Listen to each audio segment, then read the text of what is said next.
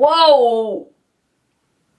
It's just so pretty. It's just so pretty. Hey guys, welcome back to my channel. I hope you're all doing well. For today's video, I have a first impressions review on the new Huda Beauty palette. I'm so excited to try this one out. I saw it online. I was like, I have to get it. It looks so beautiful and I'm super excited to test this one out for you. So if you'd like to see my initial thoughts and review on this palette, then just keep watching. So initially, this is what the palette looks like. It comes in this beautiful purple toned box. It just says Huda Beauty Desert Dusk palette on the front. On the back, it has its ingredients and then a little description about the shades and what the palette's about. It says it's got 18 mesmerizing shades encapsulated in 4 ready to layer textures. So it's got 8 buttery mattes, then 6 sublime pressed pearls, which cast a shimmery veil over your eyes, 3 duochrome toppers revealing their magic under light, and 1 daring glitter for audacious looks celebrating your inner #desert queen. So this all sounds really good. It's a lot of very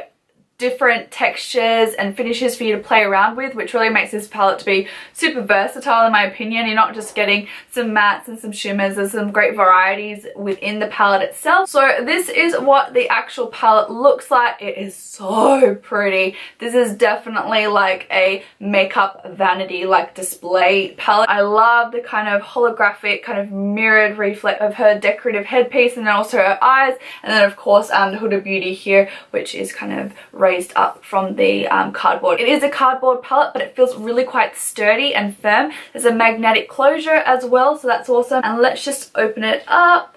So when you open it up, you get a little protective sheet. I'm like, Huda, woo! Love this. This is really, really pretty. Her eyes are just amazing. It's just so pretty. It's just so pretty. I open it up and this is what the palette itself looks like. So we have a huge ass mirror here, which is amazing. I love that this can be folded right back. And then this is the actual palette. Guys, it is so pretty. When I saw this on Sephora's website, I was like, oh, I absolutely love the palette. I do feel like they could have been put together a little bit better, like if the kind of all the golds were together, then all the purples, and then all the kind of red shades. I kind of like it when palettes are kind of lightest to darkest, or you know, reds to purples, kind of in a shade spectrum. So I kind of like my eyes are drawn to things when they're like all neatly in a line, but still the shades in here look so pretty, so I can get over my little OCD there. Well, now we're going to jump into the swatches of the shadows so you guys can see what they look like, followed by a quick demo also.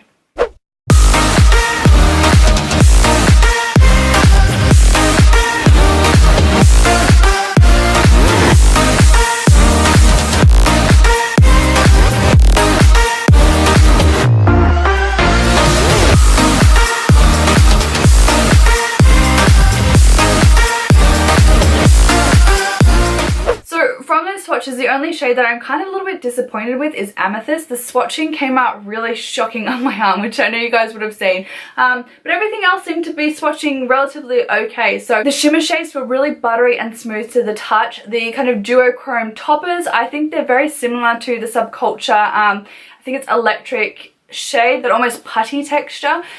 So yeah, they have the same similar texture in those ones. Saffron and Blazing did feel a little bit chalky and a little dry than Desert Sand, Musk and Eden, which are the ones up the top here. But swatching doesn't really do anything justice. It's always best to try them on the lids first. So let's just jump right into the demo portion of this video. Okay, so I really don't know what look I'm gonna do today. I feel like I'm gravitating towards like a bronzy, like red tone, cut crease, smoky eye kind of vibe, but we'll see what happens.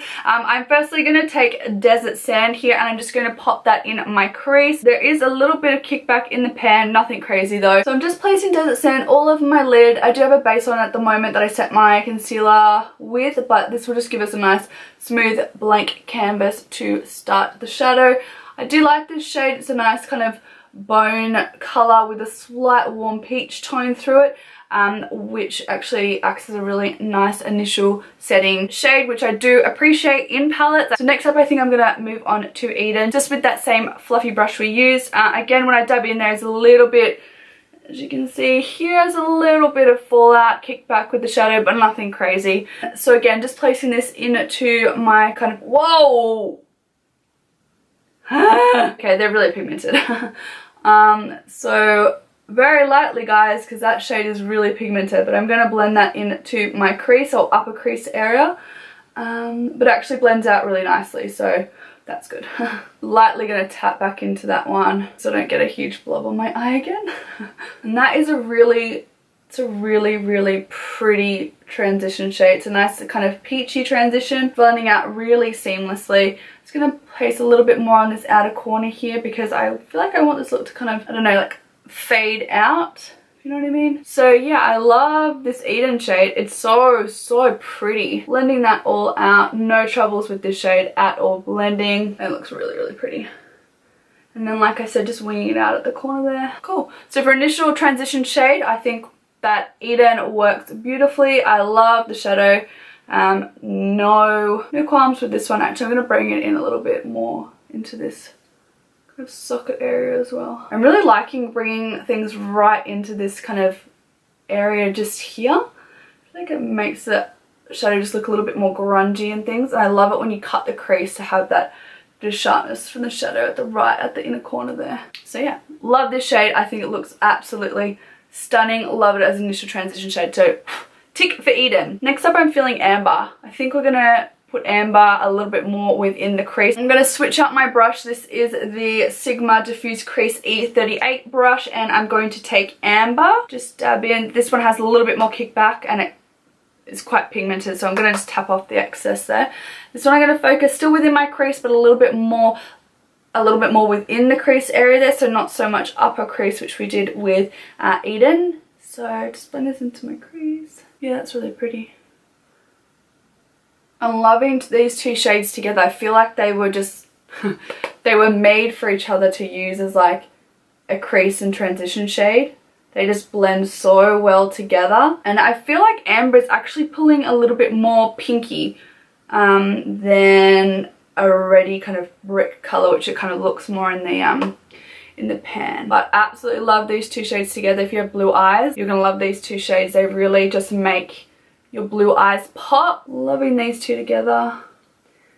And amber, having no problems blending amber out thus far, so winning. As well, something to mention, I'm not getting any fallout with these colors, so I did my foundation, I was like, oh, maybe I shouldn't have done that just in case I had any fallout, but luckily so far I have not had any fallout or anything with this palette, so that's great. And again, just focusing it right into that inner corner as well.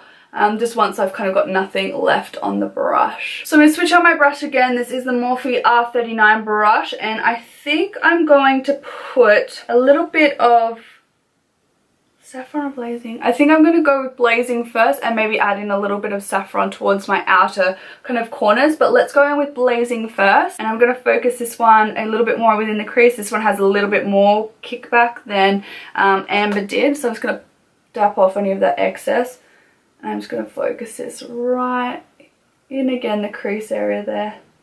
This colour definitely brings back the red in the colour amber, and also Eden kind of takes away a little bit more of that pinky hue, which I feel like we were going towards. I mean, not that I have anything against like a pinky hue, but I really wanted a little bit more of like a ready vibe today. So I like that kind of transformed those colours back and just kind of brought them back to that really warm orangey kind of tone.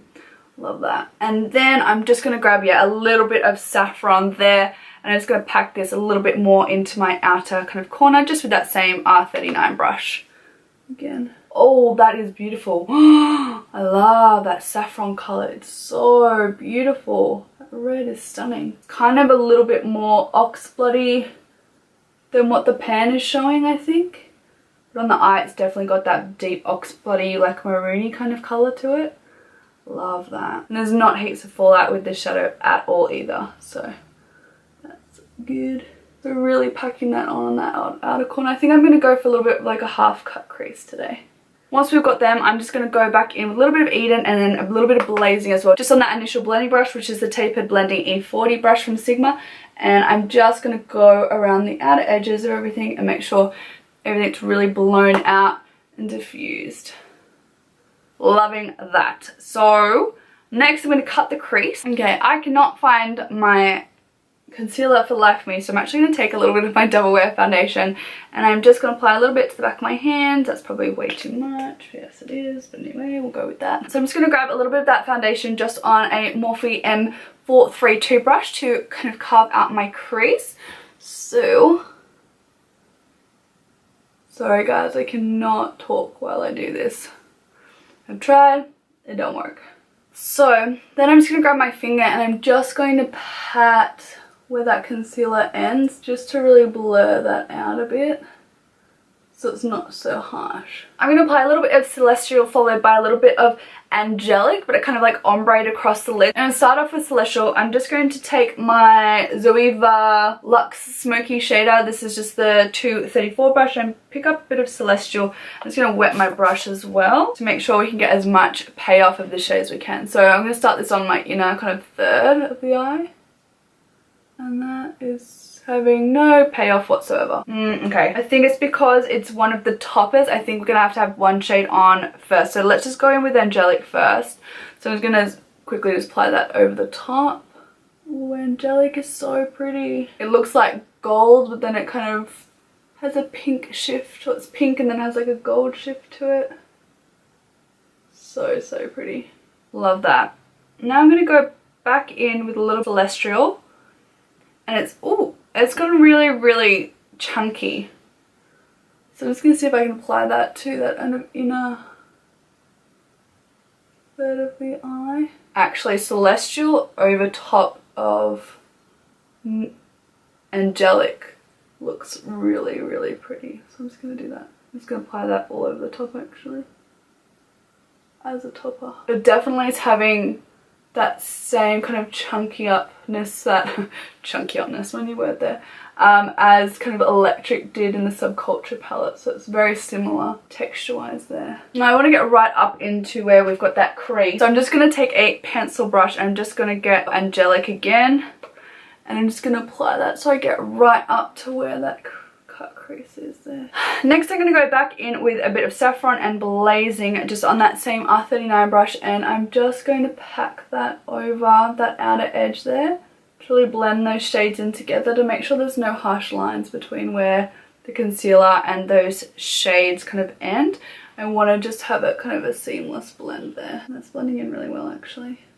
I'm actually having a really I think I want to apply Blood Moon in between those two, Angelic and or maybe Turkish Delight. What do you think? Turkish Delight or Blood Moon? I think Blood Moon. I think Blood Moon's a little bit more amber in tone, so I'm going to actually pick up a little bit of Blood Moon. It's on that same, just on the other side of that Zoeva brush, and I'm just going to apply that right where, oh yeah, that's pretty. Right where Angelic, Celestial and also Saffron meet. And to blend out those shades even more. That looks so pretty actually. Yeah, glad I did that. That looks beautiful. Now I think I'm going to move on to my lower lash line and really smoke that out. So the first shade I'm going to grab is a little bit of Eden. This is just on a Sigma E25 brush, and I'm just going to smoke out that lower lash line to act as like our first little base kind of colour. Oh, guys, I'm like in love with this look at the moment. Something that I know I've definitely done, but I don't know, when I first initially try out a palette, I just want to like stick to the shadows and the shades that I like love, so it kind of, I don't know, I feel like I get a better feel whether or not I like the palette or not because I use those shades so regularly. So next up I'm going to go with a bit of Amber again, just on that same brush, but focuses a little bit more on the outer corners, so the outer edge of that lower lash line. Then I'm going to switch that out to a Morphe E36 brush. I'm going to take a mixture of Saffron and Blazing, and I'm focusing this really close to that lash line. So guys, I lost this clip. So I had actually applied a little bit of Ode just to my lower lash line and also focused it up into my outer V on the top of my lid as well. My computer was being stupid and it's like lost and deleted all the footage of it, but just so you know, that's what I did. Then take that Ode shade and just focus that a little bit more in my outer V area here as well. Kind of tie in that lower lash line. I feel like this shade maybe is a little bit patchy. It's picking up a bit as I pack it on. And blend it out with that same brush that we used with Blazing and Saffron. Oh no, it's blending out alright actually. Okay, so just be really careful when you're using Ode because that just came down a little bit too low than I wanted it to. That's the one thing I feel like this palette's missing, is a really nice brow bone highlight shimmery shade. I don't think Nefertiti is bright enough, so I'm going to go in with the same highlighter I used on my cheeks, which was the Champagne Pop. Actually, that really complements the look, Champagne Pop. And I actually as well took a little touch of Forever Lit from the Anastasia and Nicole Guerrero Glow Kit, just so it had a little bit more of that whitey kind of highlight. I'm going to apply a little bit of that as well in my inner corners to tie everything in. I do feel like that Ode colour brought the look down, and I'm looking a little bit like in my eye shape, so I'm going to see if this will work. If I apply a little bit of powder along here to kind of like erase some of that, if you know what I mean. So I'm just going to try and see if that'll work. You know how you do that when your contour's gone a little bit crazy? I'm going to see if we can do that with this powder as well. Guys, so my camera just died. It overheated while I was filming. I didn't realize, but I just popped on some false lashes, applied some mascara. The lashes that I've got on are the Socialized Vixen lashes, and mascara is just a Colossal Big Shot mascara. And I also just applied some nude eyeliner to the bottom rim of my eyes to just open them up and make them look really bright and awake. I really want to go with a little bit of Celestial just on my inner corners to add a little bit of a pink hue. So I'm just going to apply a little bit of glitter glue. This is just a Too Faced glitter glue, and I'm just going to pop that on the inner corners. So the shade just might require a little bit more of a tacky base to really show up a little bit more, so just gonna apply that right on the inner corner there. And then just with this brush, this is from Makeup Geek, it's just like a little pencil brush. Just gonna grab a little bit of that shade and I'm gonna pack it on right in that inner corner. Oh yeah, I love that little pink shift. So guys, that is the finished look. I absolutely love how it turned out. All these shades are right up my alley. I love these red hues. The only shade that I had a little bit of issue applying was that dark brown Oud shade just here. It did have a little bit more of a fallout, but applying that loose translucent powder to my lower lash line just here to clean up really did an awesome job and totally fixed up any errors. So at the moment, I'm absolutely loving this palette. It is a bit expensive, and what I mean by a bit expensive is $95 Australian from Sephora, which is, oh, yeah, it's a big chunk of money. So it is an investment, and it might be something that you save up for or get for your birthday, which is what I did. My boyfriend got it for me for my birthday. Would I fork out the money to buy it myself? Now that I've tried it on my eyes, I would. I absolutely love the shades. I can't wait to do a little bit more of a play around maybe with Twilight, Amethyst and Royal here, these kind of purpley hues. I'm really feeling that look next. So let me know down below if you'd like me to try out this palette a little bit more. I'm thinking that I'm gonna do a like 3 looks in one kind of vibe to see what I can come up with this palette and steer away from my love of warm red and pink. So yeah, let me know if that's something that you'd like to see. If you enjoyed this video, don't forget to give me a big thumbs up and subscribe if you are new so don't miss out on any of my new videos. I hope you have a fantastic rest of the week, guys, and I'll see you all in my next video. Bye guys.